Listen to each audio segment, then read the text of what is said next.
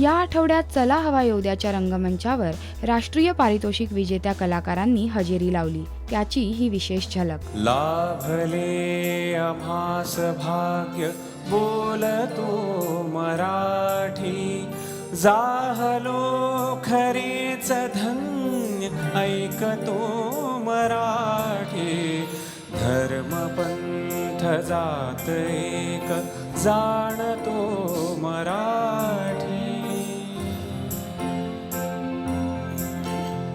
धर्मपंथ जात एक जाणतो मराठी.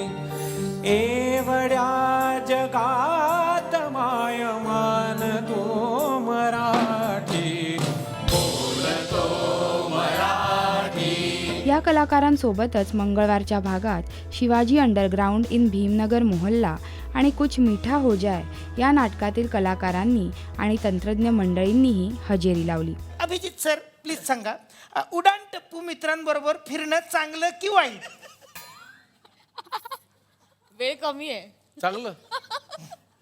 पत्ते खेळणं चांगलं का वाईट? समाज फॉलो करतोय सर तुम्हाला. पत्ते खेळणं चांगलं. सतत पिकनिकला जाणं आणि ती पिकनिक मित्रांवर लादणं चांगलं का वाईट? नाटक म्हणून मी लागतो पिकनिक. सर पर्सनली घेऊ नका सर, पत्रकार आहे. वाईट. बायकोला दिलेली वेळ पाळणं चांगलं का वाईट? चांगलं, of course. Same to same.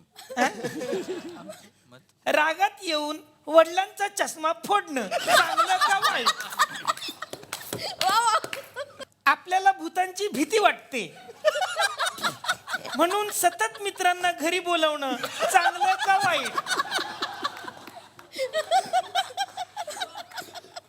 Usha, तू भेट मला नंतर. सांगा सर. चांगलं. अर्थात भीती घालवण्यासाठी चांगलं. हा.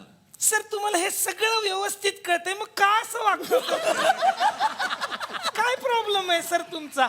एकंदर माहोल पाहून वाटतंय की चला हवा येऊ द्याचा हा आठवडा नक्कीच खूप विनोदी आणि मनोरंजक होता.